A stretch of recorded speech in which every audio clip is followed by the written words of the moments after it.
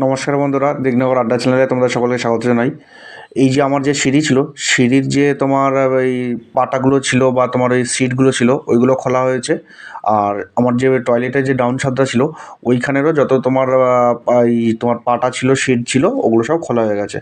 তো আজকের ভিডিওতে দেখাবো ছাদটা কেমন হলো, আর পলিথিনের ব্যাপারটা নিয়ে কিছু বলবো, আর তোমার এখানে প্লাস্টার করতে হলে কী করলে তোমার প্লাস্টারটা ভালোভাবে টিকবে সেটা বলবো। এছাড়াও প্লাস্টার যখন করবো তখন তো করে দেখাবো, আর এখন মুখে বলে দেবো। আচ্ছা, ওই যে ভ্যানটা দাঁড়িয়ে আছে, ওই ভ্যানটাতেই সব কিছু লোড হলো।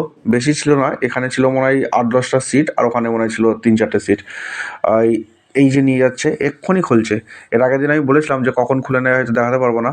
ওই যে কিছু সিট রয়েছে, আর এই যে এই সিটগুলো খুলে ভ্যানে লোড করেছে। এই যে নিচে সিটগুলো রয়েছে, আর উপরে কিছু পাটা রয়েছে। এই যে এইগুলো লোড করে যাচ্ছে। আর এরপরে দেখাবো কেমন হলো সিঁড়িটা।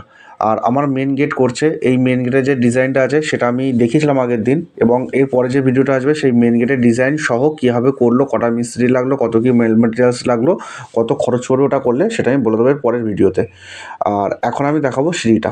আমি একটুখানি তুলে রেখেছিলাম, এবং বাড়ির পাশে একটা ছেলেকে যে ভিডিওটা করালাম আমি, ও ক্যামেরাটা ধরেছিল আর আমি এই পলিথিনটা টানছিলাম। তো আমি বলবো, যেখানেই পলিথিনটা মনে করবে তুমি দ্বিতীয়বার ব্যবহার করবে, সেই জায়গায় পলিথিনটা 2 ভাঁজ করে দেবে। এইখানে আমি সিঁড়ির নিচে পলিথিনটা ভেবেছিলাম ব্যবহার করব, এই জন্য আমি এখানে 2 ভাঁজ করে দিয়েছিলাম পলিথিনটা, এবং একটুখানি টানতে একদম স্মুথভাবে নেমে চলে আসলো। কোনো রকম কোনো ছেঁড়াছিঁড়ির কোনো ব্যাপার হলো না। তাহলে এটা আমি দ্বিতীয়বার ব্যবহার করতে পারবো। আর এটা যদি তুমি সিঁড়ি বা ডাউন ছাদ যেটাই হোক, এটা যদি পাটার বদলে ওই লোহার সিটগুলো দিতে পারো না, খুব ভালো হয়।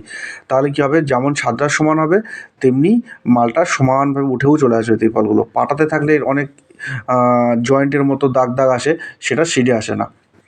আচ্ছা, আর ওই হয়ে গেল সিঁড়িটা। দেখলে সিঁড়িগুলো একদম স্মুথ টেনে চলে আসলাম। আর এইখানে যেটা আছে, এটা 1 লেয়ারই তিরপল দেওয়া ছিল। এবার এটা টেনে টেনে উঠছেই না। যাই হোক, তিরপলটা একটুখানি বাবার ভালো হলে খুব ভালোভাবে উঠেও যায়। আর এই দেখতে পাচ্ছ আমি তিরপলটা খুলছি। আর আরেকটা কথা বলি, এই তিরপলটা যদি পারো সঙ্গে সঙ্গে খুলতে খুবই ভালো হয়। না হয় 1-2 দিন, 4 দিন, 5 দিন, 6 দিন, 1 সপ্তাহের মধ্যেই খুলে ফেলো। বেশি লেট এটাকে করবে না, তার কারণ বেশি লেট হয়ে গেলে এই মালটা আর খুলতে চায় না।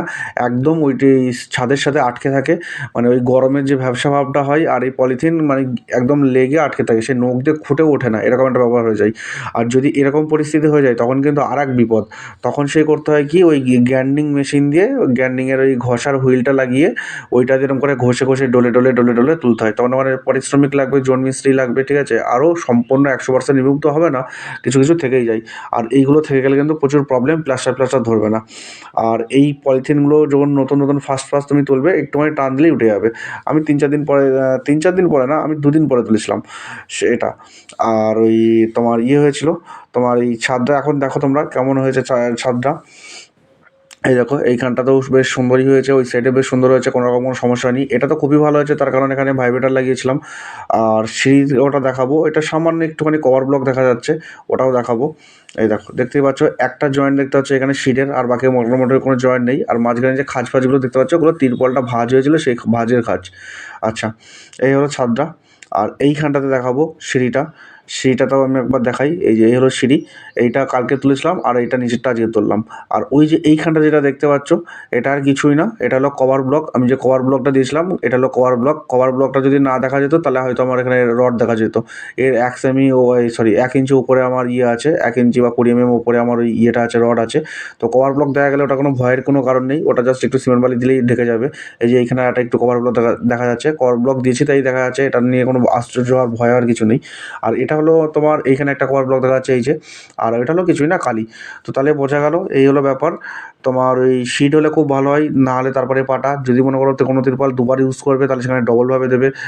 ছাদ আর পাটা সে খোলা হয়ে গেলে সঙ্গে সঙ্গে ওটাকে টেনে খুলে দেবে তিরপলটা। আর দ্বিতীয় ব্যাপার, ওই শেষ যে ব্যাপারটা আগে বলেছি, এখনও বলছি, সিঁড়ির পাটা সর্বনিম্ন 15 দিনের আগে খোলা যাবেই না। যদি শিট দিয়ে করা থাকে, গরমকালের সময় হেভি টানছে, তাহলে মোটামুটি 15 দিন, 16 দিন, 17 দিন বা 20 দিন তুমি রাখতেই পারো, কোনো সমস্যা নেই। 15 দিন, 16 দিনের মাথায় খুলেও চেষ্টা করবে যাতে নিচে ইটের পাটা খুলে দিলেও যদি একটু খুঁটি টুটিতে সাপোর্ট দিয়ে রাখা যায়, তাহলে খুবই ভালো হয়। আর এমনি নর্মালে 20 দিনের পরেই খুলো। আমি করলাম মোটামুটি 26 দিনের মাথায় আমি খুললাম, ঠিক আছে? সিঁড়িটা 26 দিনের মাথায় খুললাম, আর ডাউন ছাদটা মনে হয় প্রায় 20 দিন আপ হয়ে গেছে, 21-22 দিনের মাথায় হয়তো ডাউন ছাদটা খোলা হলো।